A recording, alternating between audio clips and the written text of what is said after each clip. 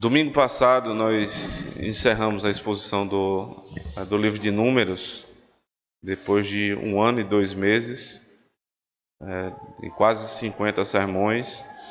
E os irmãos já sabem que a nossa praxe é que entre a exposição de um livro e o próximo livro, eu sempre paro para um mês, geralmente é um mês, em que nós temos exposições sobre os salmos, especialmente os salmos que nós cantamos e ainda não tive a oportunidade de pregar para que os irmãos tenham conhecimento a respeito daquilo que estão cantando.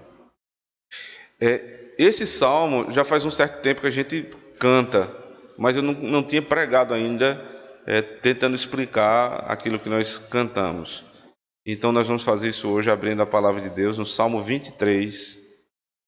Eu ainda vou pregar nessa sequência Salmo 16, né, domingo próximo, que eu tiver a oportunidade de pregar, e mais um terceiro salmo, e provavelmente será o 119, 1 a 8, ok? Então, Salmo 23, eu não tenho dúvida que é um dos textos mais lidos, mais conhecidos por um lado e menos conhecidos por outro lado. Exatamente o que é que diz o texto, no qual foi dado o título de O Senhor é o meu pastor. Verso 1, Salmo de Davi. O Senhor é o meu pastor, nada me faltará. Ele me faz repousar em pastos verdejantes. Leva-me para junto das águas de descanso. Refrigera-me a alma. Guia-me pelas veredas da justiça, por amor do seu nome. Ainda que eu ande pelo vale da sombra da morte, não temerei mal nenhum, porque tu estás comigo. O teu bordão e o teu cajado me consolam. Preparas-me uma mesa na presença dos meus adversários. Unges-me a cabeça com óleo. O meu cálice transborda. Bondade e misericórdia certamente me seguirão todos os dias da minha vida, e habitarei na casa do Senhor para todo o sempre. Amém. Vamos orar ao nosso Deus. Senhor, nosso Senhor e nosso pastor, a quem exaltamos no teu santo dia e a quem nos dirigimos nessa hora, Deus. Quão ricas são essas palavras que acabamos de ouvir, que foram escritas pelo teu servo Davi, mas que encontram o nosso coração tanto tempo depois, necessitado exatamente delas. Pedimos que o Senhor abençoe a exposição desse texto, ó Deus. Unjas o teu servo com o teu óleo, para que o óleo do Espírito, Senhor Deus, repouse sobre o pregador e também sobre toda a igreja, Senhor.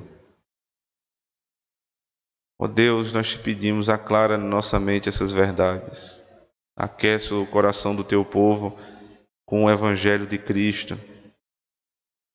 Conforta o coração que chegou aqui pesado, triste, Senhor. Anima a tua igreja com as palavras que falam a respeito do Senhor como nosso pastor. Abençoa-nos, Senhor. Em Cristo Jesus nós te pedimos. Amém. É difícil tratar dos benefícios da obra de Cristo quando nós estamos cercados por um ambiente em que tudo que se fala a respeito de benefício é tido como aproveitamento. Um texto que fala sobre os benefícios do Evangelho, né, nós estamos tão cautelosos a falar a respeito dessas coisas que a gente chega até a ter medo de tratar desse tipo de texto que é para o conforto da igreja.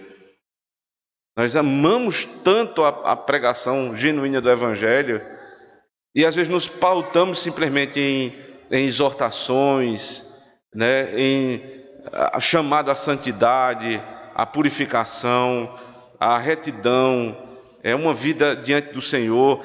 Tudo isso faz parte, né, da pregação bíblica.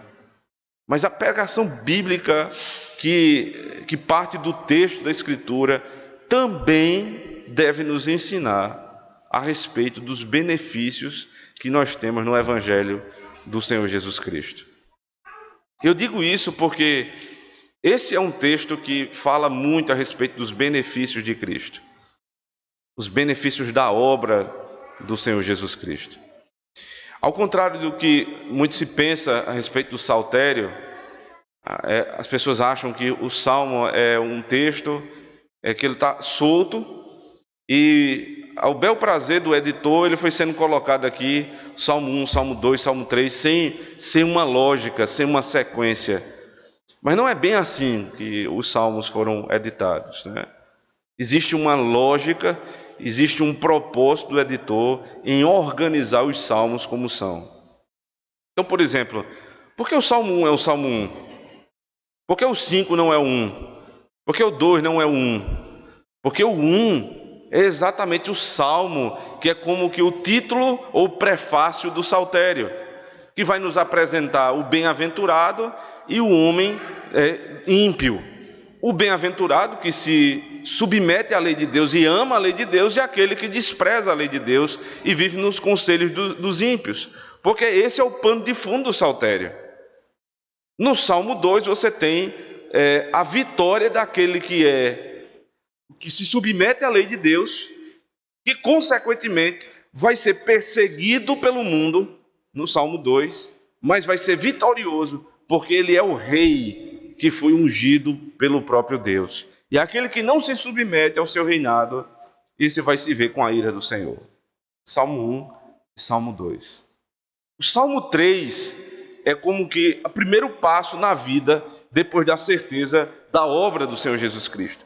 Aquele que guardou toda a lei e esmagou a cabeça de Satanás no Salmo 1 e Salmo 2, é ele que vai nos ajudar nas intempéries da vida. O Salmo 3 começa falando, eu olho para os meus lados e vejo inimigos em todos os lados.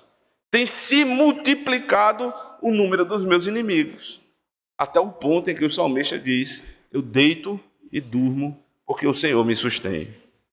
E no final a bênção sobre Israel.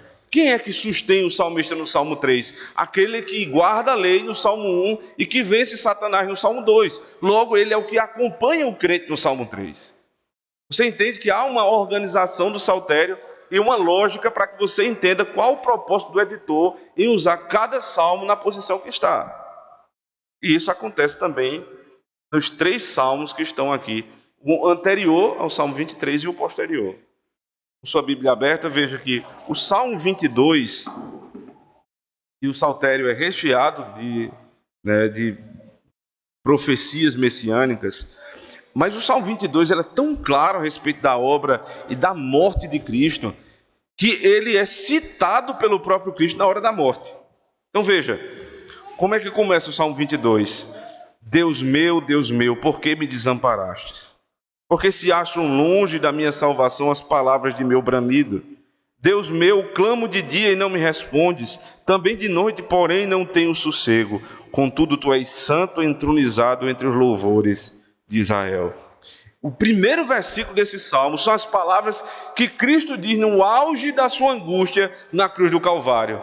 Deus meu, por que me desamparaste? Logo, este salmo está tratando aqui da morte do Senhor Jesus Cristo, da obra vicária do nosso Senhor. Ele vai ainda adiante. Veja, a partir do verso 14. Derramei-me como água e todos os meus ossos se desconjunturaram. Meu coração fez-se como cera, derreteu-se dentro de mim. Secou-se o meu vigor como um caco de barro e a língua se me apega ao céu da boca. Assim me deitas no pó da morte. Veja, a língua se apega, apega ao céu da boca. O que é isso? Sede. Cristo disse, tenho sede. Foi-lhe dado vinagre para beber. Continua o texto. Verso 16. Cães me cercam, uma súcia de malfeitores me rodeiam. Quem estava ao redor de Cristo? Os malfeitores, os cães, como eram chamados. Traspassaram-me as mãos e os pés, exatamente o que fizeram com o Senhor na cruz.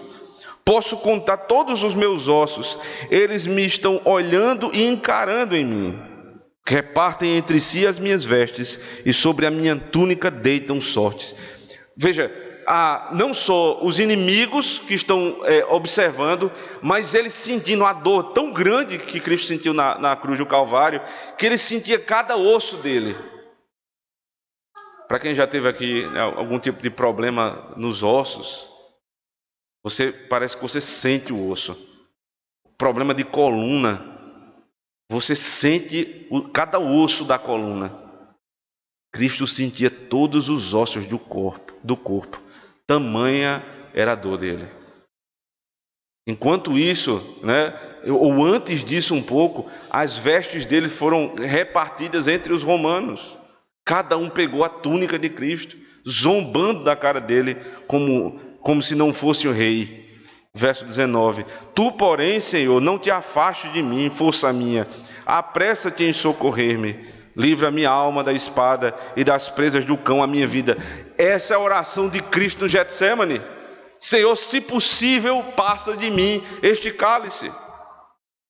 Livra a minha alma da espada e das presas do cão a minha vida. Salva-me das fauces do leão e dos chifres dos búfalos. Sim, tu me respondes. A meus irmãos declararei o teu nome, cantar-te-ei louvores no meio da congregação. Hebreus, o autor da carta aos Hebreus vai citar esse verso dizendo, no capítulo 2, que Cristo canta os salmos com a igreja. Na angústia do Senhor, ele estava fazendo tudo aquilo para que ele pudesse estar em comunhão com o seu povo. Então esse é o Salmo 22, é o salmo que fala do sofrimento de Cristo, da obra vicária do Senhor Jesus Cristo, antecipando o Salmo 23.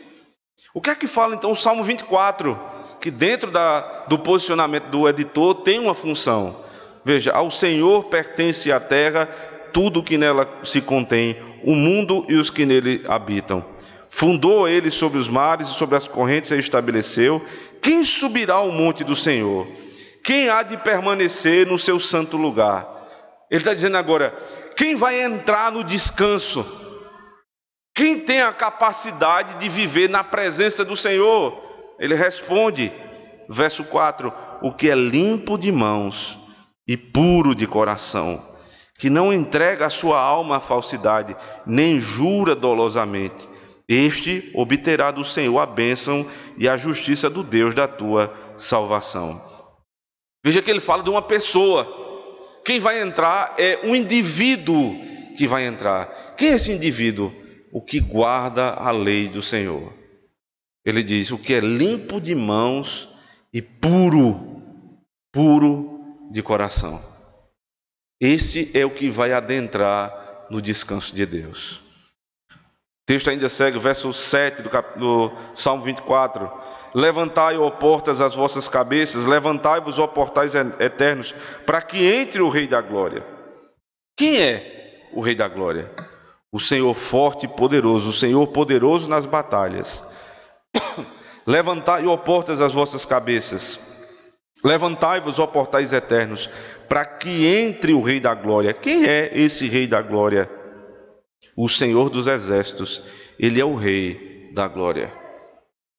Um dia eu ouvi uma pregação nesse texto de Paul Washer, uma excelente exposição, inclusive.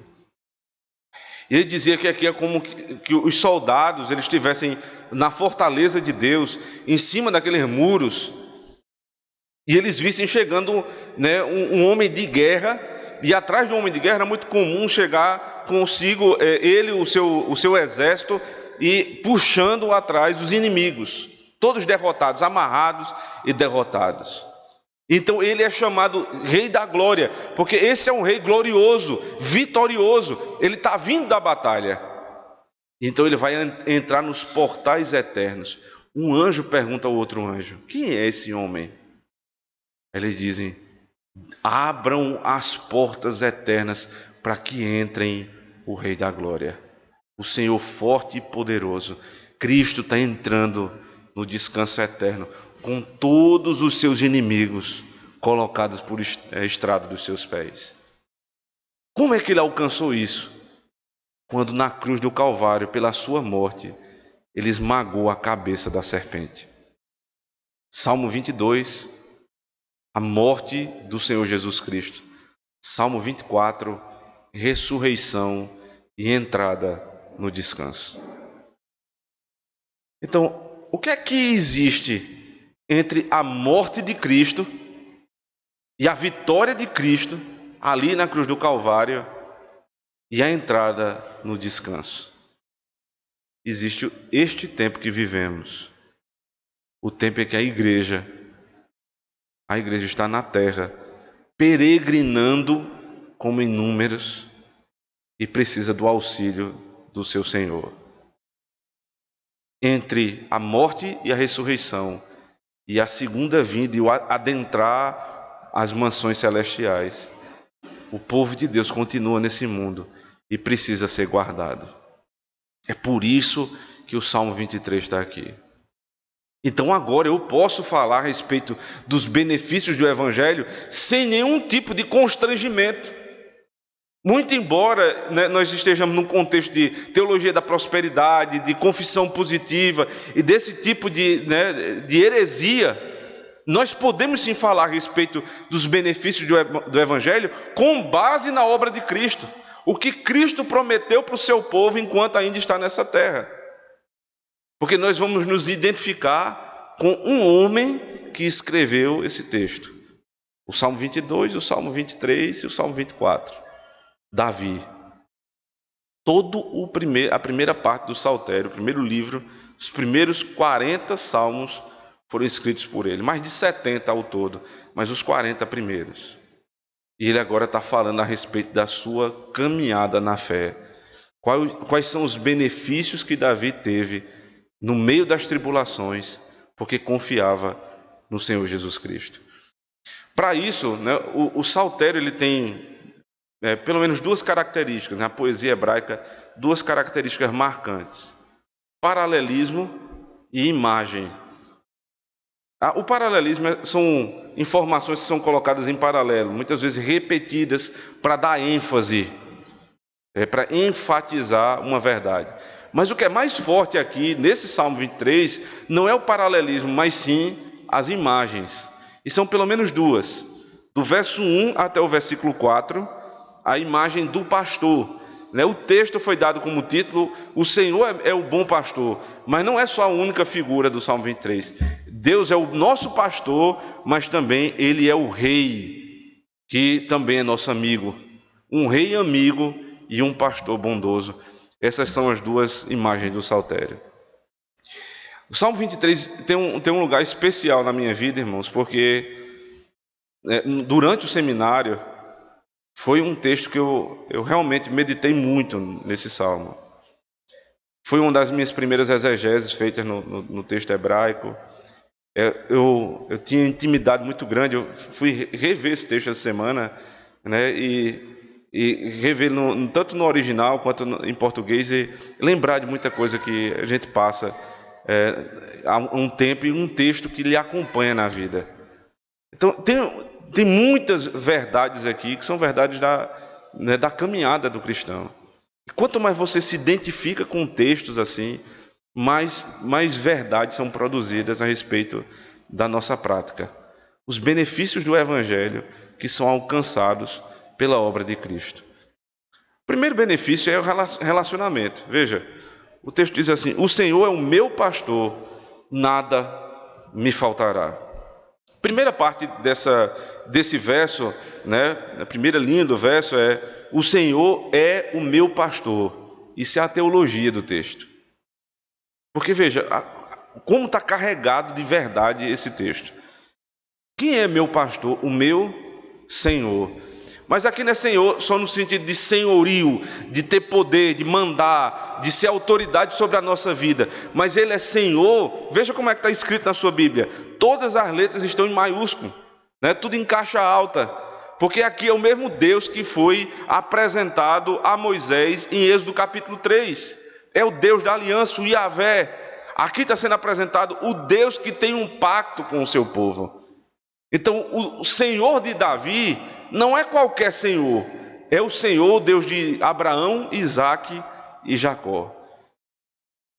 É interessante esse tipo de pensamento a respeito do pacto, de relacionamento, porque algumas pessoas vão entender que a questão de relacionamento ela tem o mesmo peso para Deus e para o homem, e não é bem assim. As pessoas dizem assim: veja, na criação Deus estava sozinho, ele queria se relacionar com alguém, então ele criou o homem. Olha, se Deus estava sozinho, então ele sentia falta de alguma coisa. E se ele sente falta de alguma coisa, ele não é Deus. Deus é pleno, é infinito. No nosso catecismo é dito: Deus é espírito infinito, eterno e imutável. Aí vem: em seu ser, sabedoria e justiça. Em que ele é infinito? No seu ser, sabedoria e justiça. Então, se ele é infinito em todas as coisas do seu ser, ele precisa ser infinito também na sua presença. Não pode sentir falta de nada. O relacionamento de Deus é bom para mim, é necessidade minha e não de Deus. Se Deus não tiver relacionamento com você, ele vive tranquilamente. Ele não vai sentir falta nenhuma, porque ele é pleno na Trindade. Para Deus basta Pai, Filho e Espírito Santo, mas ninguém. Ele que graciosamente resolveu se revelar e se relacionar com o povo. Então, quando você pensar no Deus da aliança, não imprima sobre essa verdade o mesmo peso que tem para você. Porque para nós, Deus se relacionar comigo é necessidade. Agora, da perspectiva de Deus, é condescendência. É porque Ele deseja se relacionar, não porque Ele precise. Mas esse Deus que resolveu fazer uma aliança, Ele é meu pastor. Veja que aqui é um pronome possessivo, para identificar que esse Senhor é o pastor. Primeiro, porque a imagem de pastor. Porque lá em 1 Samuel capítulo 16, quando está sendo procurado o rei de Israel, que vai substituir Saul, e é chegado na casa de Jetro, esse homem que vai ali chegar na presença de Deus e vai escolher dentre os seus filhos, de Jessé, perdão. Então, é procurado ali quem é o homem que vai ser o rei de Israel. Então, passa o primeiro, o segundo, o terceiro, nenhum daqueles é. Então, o profeta Samuel disse: você tem ainda outro filho? Então, ele disse: sim, eu tenho. Tem um que é pastor de ovelha e que está cuidando do rebanho lá fora. Então traz ele, o menor de todos. E aí quando Davi se apresenta, ele se apresenta como pastor de ovelhas. Provavelmente a circunstância que Davi está redigindo esse salmo é um período em que ele passou por muita tribulação, mas ele está com certa paz agora, e ele está refletindo na vida dele. Ele que era pastor de ovelhas e passou a ser pastor de Israel, porque assim era conhecido o rei de Israel. Ele passou a ser o pastor de gente, de homens, e não mais de ovelhas. Ele sabe muito bem qual é a figura do pastor. Ele olha para Deus e diz: agora, como eu pastoreei as minhas ovelhas, eu vejo Deus como meu pastor. Que imagem forte, irmãos. Deus é o meu pastor. Ele não fala do pastoreio de Deus no sentido, em terceira pessoa. Não é o pastor dos outros, é meu pastor. Essa é a identificação que nós temos com o nosso Deus. Ele diz: eu serei o vosso Deus e vocês serão o meu povo. Há uma posse nisso, irmãos. Para que você entenda que as verdades do Evangelho e os benefícios do Evangelho só são alcançados por aqueles que têm Deus como seu pastor. Existem muitas pessoas que aprenderam, que têm muita informação a respeito do Evangelho, que conhecem muito bem, até mesmo a Escritura, mas não tem o Senhor como seu pastor, porque não se relacionam com esse Deus. Mas Davi, conhecendo o que é o trabalho do pastor, ele diz: o meu Deus, o Deus da aliança, é também o meu pastor. Isso é teologia. Mas toda teologia, ela precisa ser aplicada na prática. E aí vem a segunda linha do verso: nada me faltará. Se o Deus da aliança é o meu pastor, então nada me faltará. É difícil tentar pensar na prática desse texto, porque você que é crente, é um crente fiel no Senhor, eu tenho certeza que já faltou alguma coisa na sua vida. Uma hora ou outra faltou a condição de você honrar seus compromissos básicos, faltou a condição de você dar um conforto maior à sua família, faltou até a paz de espírito para dormir. E aí a gente olha para um texto desse e diz: eu não estou entendendo. Como é que essa promessa não se cumpre? Porque o Senhor é meu pastor, eu tenho um relacionamento com Ele. Se a teologia tá boa, porque a prática não funciona. Como eu falei, eu passei muito tempo, trabalhando nesse texto, e uma das coisas que mais me incomodavam, no Salmo 23, ainda no seminário, era essa palavra nada. Eu pesquisei assim mais de um mês somente tentando entender esse primeiro versículo, e na maioria dos casos, amplamente, os léxicos, os dicionários, quando vão tratar dessa palavra, traduz por não e não por nada. Porque a palavra realmente é não. Aí se você for olhar na lista de aplicações, lá embaixo aí tem nada. E sempre na exegese a melhor tradução é a tradução mais simples, não a mais difícil. E aí realmente a gente fica sem entender porque a tradução da Sociedade Bíblica sempre prefere nada a não. Talvez porque soe melhor. Mas a palavra literalmente é não.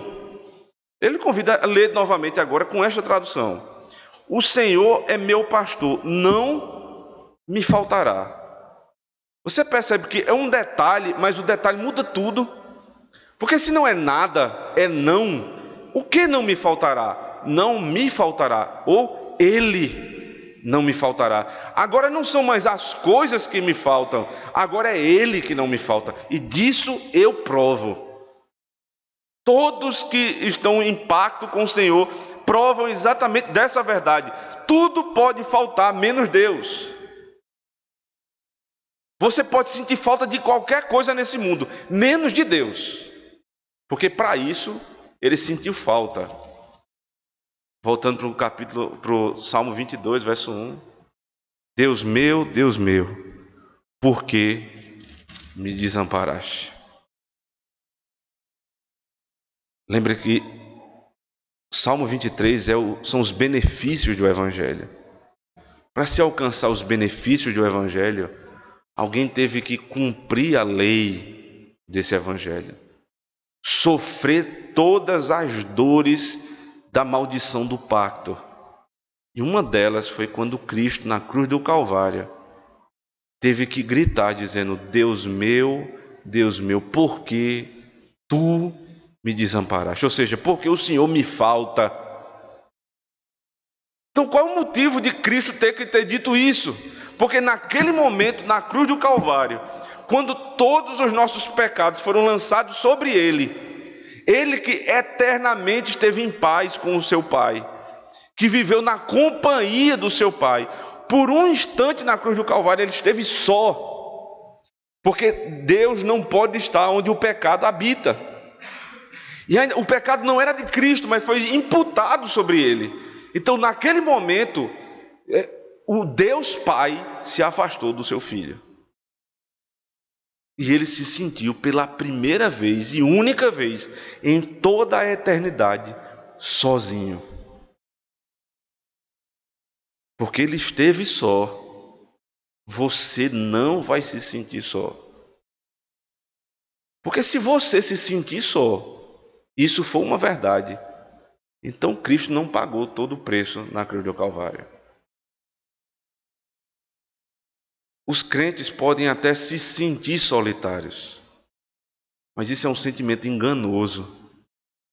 A verdade que está traçada aqui no Salmo 23 é: você não está sozinho. Porque o Deus do pacto, que é o teu pastor, não te faltará. Não te faltará se faltar emprego, não te faltará se faltar alegria, não te faltará se faltar família, não te faltará se faltar marido, não te faltará se faltar até filhos. Ele não te faltará. Cristo, Ele é a nossa satisfação. Somente nele você encontra satisfação. Quem tem relacionamento com o Senhor sabe disso. Se eu estou solteiro, eu estou tranquilo, porque minha satisfação é Cristo. Se eu estou casado, eu estou satisfeito porque é Cristo. Se eu estou sem emprego, eu estou satisfeito, ainda que não acomodado, mas satisfeito, porque a minha satisfação não é o emprego, é Cristo. Sabe por quê? Porque quando você alcançar casamento, emprego, posição social e família, você vai dizer, ainda me falta algo. Se a tua satisfação está nas coisas e não em Cristo, sempre te faltará algo. Mas se o teu Senhor é o teu pastor, nada te falta. Nesses estudos, eu um dia sentei lá no semanário com um dos homens que eu reputo ter melhor conhecimento de hebraico no Brasil, um dos tradutores da Nova Versão Internacional, o nosso irmão Messias deve conhecer muito bem, o pastor Humberto. E aí ele disse assim, veja, há uma grande possibilidade de você dizer assim, o Senhor é meu pastor, ainda que me falte, eu não sentirei falta. Ainda que me falte tudo, eu não vou sentir falta, porque Ele está comigo. O que corrobora com essa tese, além da gramática, é a própria estrutura do texto, no verso 4. Porque diz assim, ainda que eu ande pelo vale da sombra da morte, não temerei mal nenhum, porque eu não vou ter medo no vale da sombra da morte? Não é porque o vale não tem perigo, é porque tu estás comigo. Quem? O meu pastor, que é o meu Senhor. Então, se Ele está contigo, irmãos, qualquer lugar é lugar de satisfação. Mas se Cristo não é teu Senhor e teu pastor, se você tiver tudo, você não tem nada. Existem pessoas que têm todas as coisas que o dinheiro pode comprar, mas não tem uma que o dinheiro não compra: a paz com Deus. Dinheiro nenhum compra paz com o Senhor. E você só está em pacto com o Senhor, Ele só é teu pastor, porque Ele alcançou a paz pela morte de Cristo. O Senhor é meu pastor, não me faltará. Então, se Ele é pastor, o que é que faz um pastor?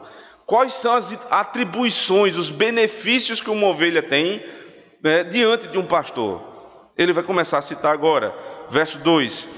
Ele me faz repousar em pastos verdejantes, leva-me para junto das águas de descanso.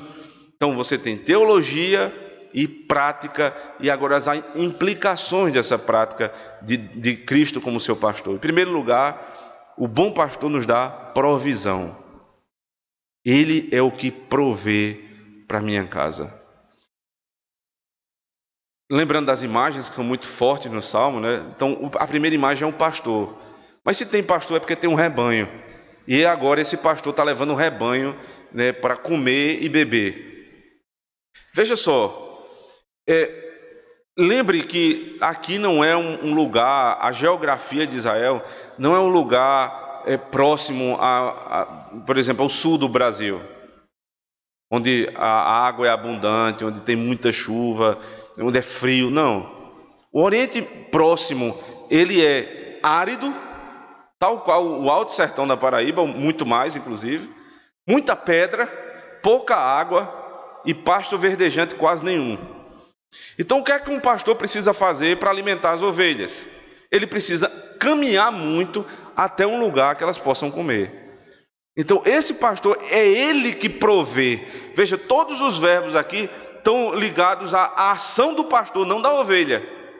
É o pastor que provê, é ele que leva para o lugar onde a ovelha vai poder ter pasto e água. Agora, ovelha é diferente de bode. Bode você cria no cariri. Se deixar, come até pedra. Ovelha não é assim. Ovelha não come qualquer tipo de alimento. Então, o bom pastor, ele não leva só para qualquer pasto, ele leva para pasto verdejante. Matthew Henry diz assim: ele providencia o melhor da palavra para as suas ovelhas. Você tem, irmãos, o pasto verdejante todo domingo à sua disposição. Quem te deu isso foi o teu pastor. Eu sei que a ligação geralmente é com o alimento do dia a dia, ele também dá. Mas o texto é muito mais espiritual. Aqui o pão é o pão da vida. Ele está lhe dando o pasto que você precisa. Não qualquer pasto seco, mas verdejante. O pastor Sivaldo, que era meu professor de pregação, falando sobre esse texto, ele sempre dizia assim, ele, sertanejo, né? Nasceu lá em Juazeirinho, se eu não me engano, uma cidadezinha perto de Pombal, um distrito. E ele cuidava de ovelhas. Ele explica que a ovelha ela não tem os dentes de cima, ela só tem os dentes de baixo e muito mais para trás. Então ela não consegue pegar qualquer tipo de pasto. Se for um pasto duro, seco, ela não come. É cheia dessas coisas, né? Ovelha é assim. Aí você tem que dar o pasto perfeito para ela conseguir só arrancar com pouca força que ela tem e comer. Então essa é uma característica da ovelha. Precisa de um pasto bom. Que tipo de alimento você tem colocado na sua boca como ovelha? O que é que você tem? Você se preocupa tanto com sua dieta para cuidar do seu corpo, que é importante, mas o corpo, né, o corpo não é o mais importante. Qual o pasto que você tem comido? Mas não é só o pasto, veja, ele ainda fala: leva-me para junto das águas de descanso. Porque ovelha, ela é um animal tão ingênuo, né, para não dizer bobagem, é ingênuo. E nós somos assim.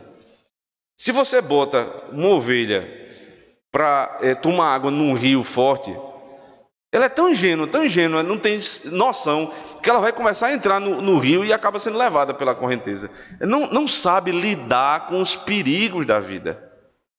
Então, um bom pastor, ele leva a ovelha exatamente para o lugar onde ela pode beber água e não ser carregada. Esse é o trabalho do pastor. Não é só provisão, é prover com sabedoria. Paulo, quando vai falar a respeito dos ministros, diz que os ministros devem manejar bem a palavra. E a palavra ali, manejar, é cortar. O que é cortar? É dar a porção que cada ovelha precisa. O trabalho do pastor não é pregar simplesmente. Não é simplesmente jogar alimento para as ovelhas. Mas ele tem que saber que tem ovelha que precisa de um alimento mais sólido. Tem ovelha que precisa de um alimento ainda com leite. Um alimento ainda pastoso. Tem todas as fases da ovelha. Ele sabe exatamente o que vai dar. E esse aqui, ele dá pasto verdejante e dá água de descanso. A qualidade da água é muito importante também. Boi, vaca, bode, você pode botar no cariri, naqueles barreirozinhos pequenos que tem no cariri, só o restinho da água, que tem muito mais lama do que água, na verdade. O boi vai lá, lambe e toma água, não tem problema nenhum. Mas a ovelha não toma. Ela só toma água se for boa. É interessante como muitas ovelhas hoje têm bebido de todo tipo de água, água suja, misturada, e não tem tido problema com isso. Aprendem o que é puro, se lambuzam com lama. É uma bênção, irmãos, a gente ter na nossa mão um instrumento como o YouTube. Você escuta a pregação qualquer hora da sua semana. Mas é também um risco. Porque se a ovelha não souber exatamente o que é aquele tipo de água, ele vai misturar a água limpa que toma no domingo com a água turva que está bebendo na semana? Um dia, a gente pensando nessa história de beber água turva, né? Então, a pureza da pregação precisa ser tratada. Você precisa entender, irmãos, que o que você recebe no domingo tem que ser o mesmo durante a semana. O pastor amigo nosso, ele foi questionado por uma membro da sua igreja, ela com sede realmente de escutar a palavra de Deus. E ela escutava de tudo, né? E ela comparava pregadores aí de massa, que são conhecidos no Brasil todo, ela comparava com o pastor fiel dela do domingo. Né? Não é da nossa cidade, tem nada a ver aqui com o nosso contexto, para o irmão não ficar tentando saber quem é. Tem nada a ver com o nosso contexto aqui. Mas essa pessoa, ela chegou um dia para o pastor conhecia que ela gostava muito desse tipo de pregação, de toda a qualidade durante a semana, mesmo tendo uma pregação boa no domingo. Ela disse, pastor, o que é que eu assisto durante a semana? O que é que eu preciso ainda assistir? O pastor disse, minha irmã, o que eu lhe dou no domingo, basta.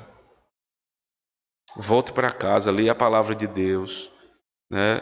Ouça as pregações da sua igreja. O pastor não estava sendo exclusivista. A questão não é essa, irmãos. Ele conhecia exatamente o caso da irmã. Ouvia todos os tipos de pregação. Como é que essa irmã chega na igreja? Com a cabeça turva. É uma ovelha que não sabe o que é que faz, né? Porque ela bebe água limpa, bebe água suja e adoece. Você não precisa adoecer porque está tomando todo tipo de água. Beba da água limpa. Você precisa ler alguma coisa, peça instrução aos seus presbíteros. Você precisa, durante a semana, assistir algum sermão, peça instrução dos seus presbíteros. Para não adoecer. Não é qualquer água e não é qualquer pasto que vai matar sua fome e sua sede. Somente pasto verdejante e água limpa. O bom pastor é o nosso provedor. O bom pastor também é o nosso redentor. Veja, verso 3. Refrigera-me a alma, guia-me pelas veredas da justiça, por amor do seu nome. Mais uma vez, a tradução tem uma certa dificuldade, porque o que é refrigerar a alma para a nossa... Comumente, o que é que a gente usa para refrigerar a alma? Você fica pensando que é assim, alguma coisa que você está cansado e você tomou um banho refrescante, é uma coisa que lhe deu ânimo novamente. Mas a palavra que poderia ser traduzida diretamente, assim, de maneira mais literal, seria restaura. Ele restaura a minha alma. E aí você entende, porque o meu pastor que me dá o pasto verdejante, a água tranquila, é o meu provedor, ele também é meu redentor. Minha alma estava condenada ao inferno, ele restaurou a minha alma. E tem feito isso todo o tempo, me fazendo a alma refrigerada. Por meio de quê? Observe, segunda parte do versículo. Pelas veredas da justiça, ou seja, pela instrução na lei dele.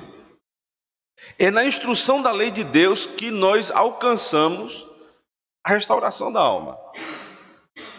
E a instrução muitas vezes é de conforto, outras vezes é de repreensão. Voltando, né, para os exemplos dos pastores, existem técnicas para você lidar com ovelha, né? Eu não sou um estudioso da área, mas comecei a me interessar por isso. Como é que você trata de ovelha? Veja, um rebanho de ovelha é difícil de você lidar, porque você tem 100 ovelhas, 99 andam com o pastor, mas sempre tem uma que é aquela ovelha mais trabalhosa, né? É tanto que a expressão ovelha negra da família é a ovelha que vai dar trabalho, a ovelha rebelde. E essa ovelha, geralmente, ela não quer andar com o restante do rebanho. Ela quer andar sozinha, ela quer ir por um caminho diferente. O problema que acontece com as 99, elas seguem aquela. A ovelha é tão ingênua que qualquer um que se destacar no meio dela, eles seguem aquele. O que é que faz um pastor? Qual é a técnica do pastor para não deixar essa ovelha ela se desgarrar? Geralmente, o que é que se faz? Você vai lá e bate na pata daquela ovelha rebelde, né? Bate com uma certa força para ficar doendo. O que é que acontece quando você bate com força? Ela vai ficar manca, então vai continuar andando no caminho, porque ela não tem força para se desviar, então ela precisa andar com o rebanho. Mas vai passar uma semana, 2 semanas, já não dói mais, ela já está com a pata boa, ela vai e começa a se desviar de novo. Segunda intervenção do pastor, ele agora quebra a pata. Parece uma coisa horrível, mas é assim que tem que ser. Senão ou você vai perder uma e vai né, se livrar de uma fazendo isso e ganhar 99, ou você vai perder o rebanho todo. Então é quebrada a pata. Quebrou a pata, ele vai passar mais tempo agora para se recuperar. 2, 3 meses, volta tudo do mesmo jeito. Qual é a última técnica a ser utilizada quando uma ovelha permanece em rebeldia? O pastor vai lá e corta o tendão da pata daquela ovelha. Como é que ela vai andar agora? Com 3 patas. Agora ela vai andar no caminho. Sabe como é o nome disso? Disciplina eclesiástica. É assim que faz o bom pastor. Os maus pastores, as igrejas que não têm bons pastores, deixam cada um andar no seu próprio caminho. E quando você menos espera, está cada ovelha indo para um caminho diferente, bebendo água de todo canto, né? Uns com fome, outros com muito, uns com pouco, mas não existe mais o caráter do rebanho.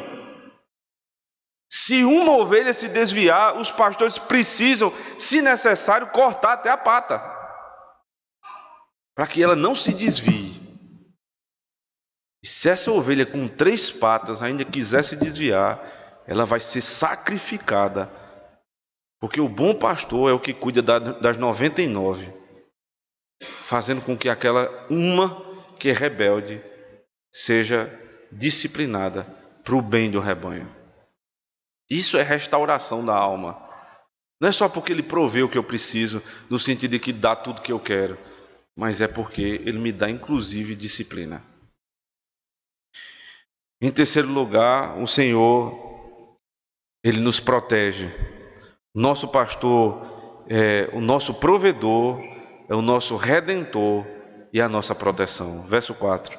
Ainda que eu ande pelo vale da sombra da morte, não temerei mal nenhum, porque tu estás comigo, o teu bordão e o teu cajado me consolam.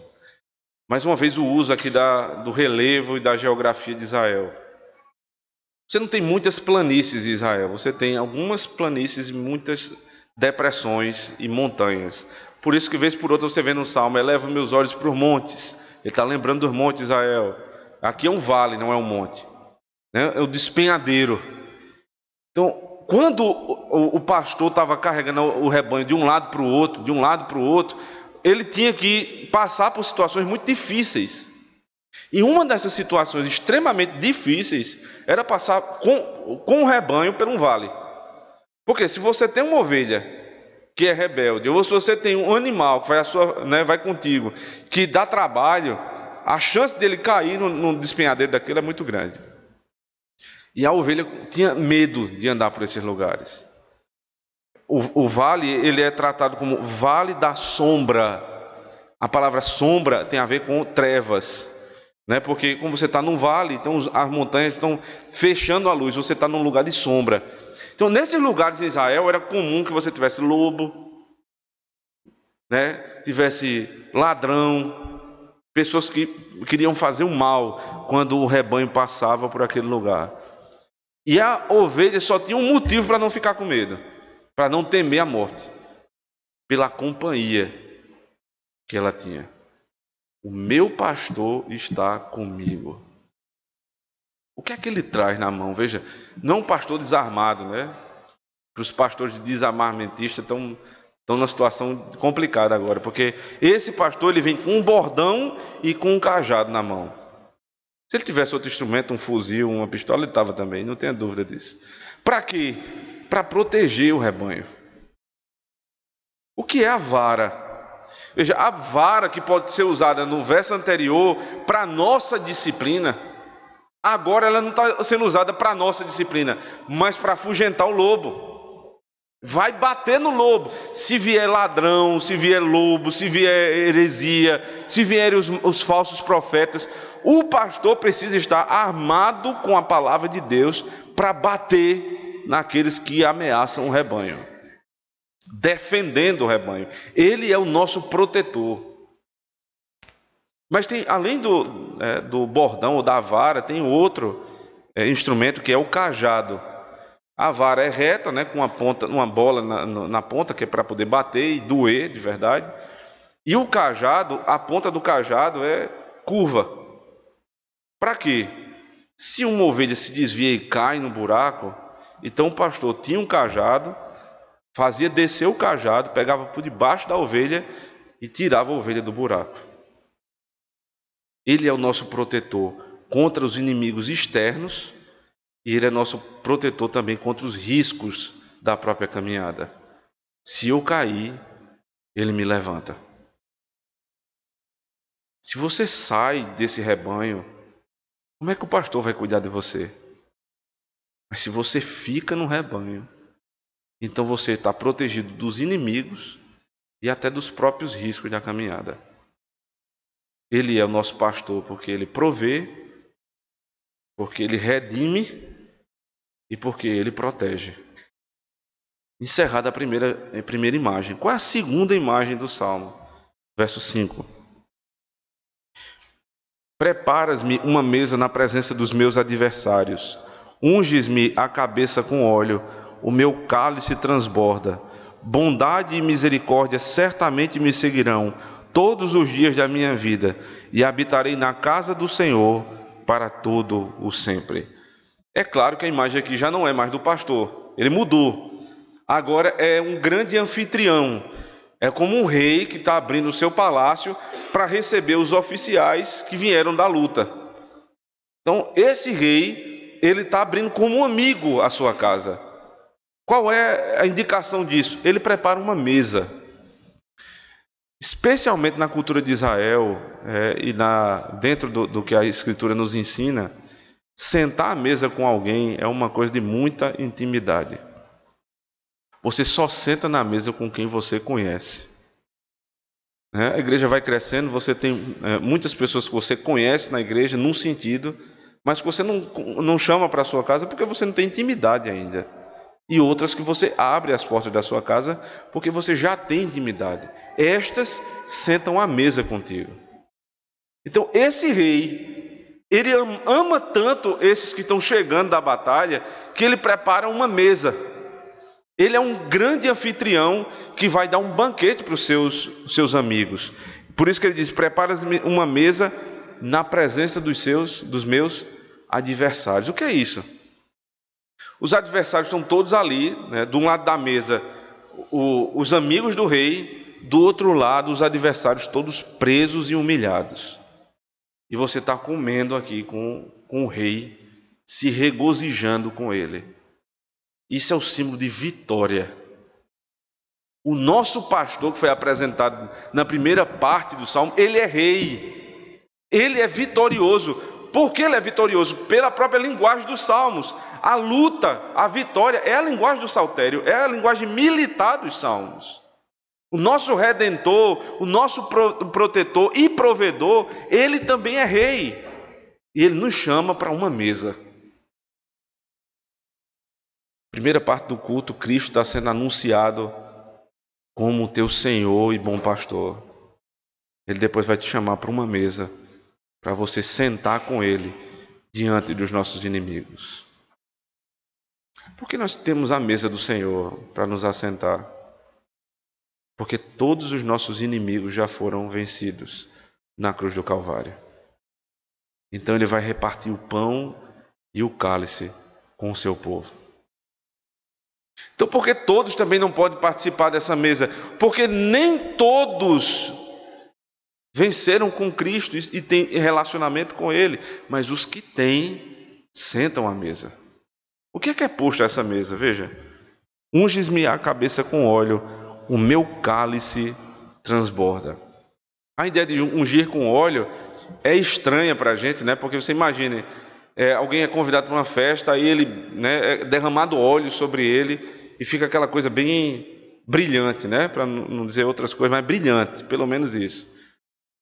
Na cultura hebraica, isso é motivo de grande alegria, é honra. Uma pessoa honrada é que tem o óleo sobre a cabeça. Os sacerdotes eram ungidos assim, os reis, os profetas, tinham unção com óleo. Também não é tão longe assim do nosso tempo, porque os mais velhos sabem que até pouco tempo tinha a chamada brilhantina, né? Se colocava no cabelo para ficar brilhoso. Então é semelhante a isso. Então essa pessoa que foi convidada pelo anfitrião está sendo honrada por ele. Aí a segunda cláusula aqui a respeito da mesa é o cálice transbordante. A maioria dos comentaristas diz assim, que o cálice transbordante é sinal de alegria. Então, grande alegria foi dada, né, nesse jantar. Só que, se você perceber, sempre que o Antigo Testamento fala sobre um cálice cheio, e até o livro de Apocalipse não fala sobre alegria, fala sobre ira. Fala sobre a ira do Senhor. O que é que está transbordando aqui? A ira do Senhor diante dos seus inimigos. E por que isso também tem uma conotação de alegria para mim? Porque a única esperança que o povo de Deus tem, que as ovelhas desse pastor têm, é se Deus estiver irado. Deus não pode ser esse Deus, né, passivo, como muita gente tem pregado por aí. Porque se Deus não estiver irado contra os seus inimigos, a gente está perdido. A única esperança é que Ele acabe com os nossos inimigos. E aqui está a garantia que Ele está irado. O cálice dele não está cheio, está transbordando da ira do Senhor para com os meus adversários. E para comigo, último versículo: bondade e misericórdia certamente me seguirão todos os dias da minha vida, e habitarei na casa do Senhor para todo o sempre. A palavra aqui é seguirão, né? Eu tô pegando no pé da tradução, mas é necessário. Não, na verdade não é seguirão, mas é perseguirão. Porque é o contraponto do verso anterior. O verso anterior, a ira de Deus está transbordando, então a ira de Deus vai perseguir os seus adversários. Apocalipse capítulo 6, eles vão entrar numa caverna, vão tentar se esconder, mas Deus vai persegui-los e achá-los. E a ira dele vai cair sobre esses homens. Agora, em favor dos seus amigos, bondade e misericórdia me perseguirão. Para onde você for, você vai provar da bondade e da misericórdia de Deus. Essa palavra bondade aqui é a palavra hesed, que é uma ideia de amor leal. Amor leal. Para onde você for, o amor de Deus vai te acompanhar. Se você for infiel, Ele é fiel. Se você negá-lo, Ele também te negará. Mas se você for infiel, ou seja, mesmo que você peque, mesmo que você desagrade o seu Deus, mesmo assim, bondade e misericórdia vão te perseguir e vão te alcançar todos os dias da tua vida. Porque este pastor, que também é teu amigo, ele que começou a obra, ele vai terminar. Como é que termina o texto? E habitarei na casa do Senhor para todo o sempre. Esse aqui é o mesmo verbo lá do Salmo 1. É que sentarei, não se assentar na mesa na roda dos ímpios, né, dos escarnecedores. Porque lá não é assentar, é habitar. E aqui está dizendo, você vai habitar na casa do Senhor. Quantos dias? Eternamente. Os que têm Cristo como seu pastor terão os benefícios dele como provedor, redentor e protetor. E ele não te trata mais simplesmente como servo, mas como teu amigo. Ele te chama para sentar à mesa com Ele. Enquanto Ele está perseguindo os teus inimigos, a bondade e a misericórdia hão de te perseguir todos os dias da tua vida, até o último deles. A trilogia está posta aqui, Salmo 22, 23 e 24. Essa trilogia que está sendo posta pelos Salmos é repetida por Paulo, lá em Romanos 8. Observe comigo.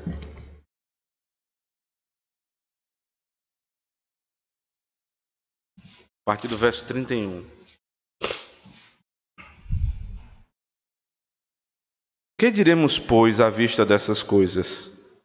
Se Deus é por nós, quem será contra... Quem é nosso inimigo? Quem vai se levantar contra esse povo? Aquele que não poupou o seu próprio filho, Salmo 22. Antes por todos nós o entregou, porventura não nos dará graciosamente com ele todas as coisas, Salmo 23. Quem tentará acusação contra os eleitos de Deus? É Deus quem os justifica. Quem os condenará? É Cristo quem morreu, ou antes quem ressuscitou, o qual está à direita de Deus e também intercede por nós. O Rei da Glória entrou no trono. Salmo 22, Salmo 23 e Salmo 24. A morte e ressurreição, a glória do Filho e os benefícios da obra do Cordeiro, que também é nosso pastor. Então ele pode dizer, como disse no Evangelho de João, capítulo 10, a partir do versículo 11, acompanhe comigo. Verso 11. Eu sou o bom pastor. O bom pastor dá a vida pelas ovelhas. O mercenário que não é pastor, a quem não pertencem as ovelhas, vê o lobo, abandona as ovelhas e foge. Então o lobo as arrebata e as dispersa. O mercenário foge porque é mercenário e não tem cuidado com as ovelhas. Eu sou o bom pastor, conheço as minhas ovelhas e elas me conhecem a mim. Assim como o Pai me conhece a mim, e eu conheço o Pai, e dou a minha vida pelas ovelhas. Por que Cristo é o bom pastor? Porque não é mercenário. O mercenário é aquele que só se aproveita da lã das ovelhas, que só quer os benefícios da ovelha. O bom pastor, ele morre pela ovelha.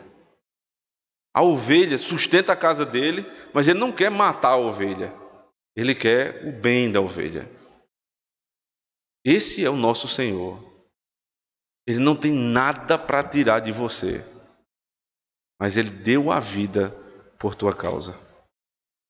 E esse pastor é o nosso Senhor e nosso amigo. Aprenda a se relacionar com Ele. Ame os seus mandamentos. Ande nas veredas da justiça. Porque ainda que você esteja no vale da sombra da morte, nada vai te faltar, porque o Senhor está contigo. Últimas palavras desse pastor, em Mateus 28.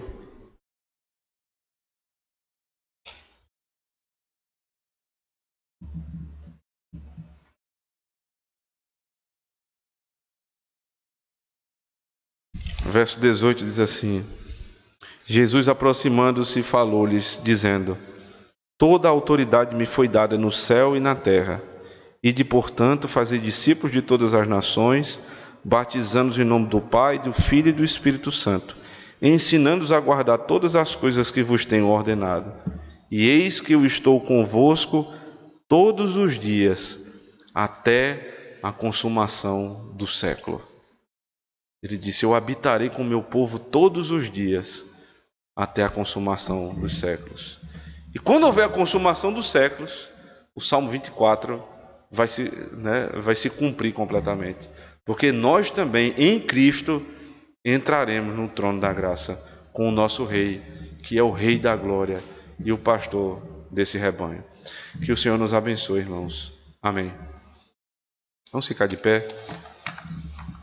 Eu vou pedir ao licenciado Messias que ore agradecendo ao Senhor pela pregação.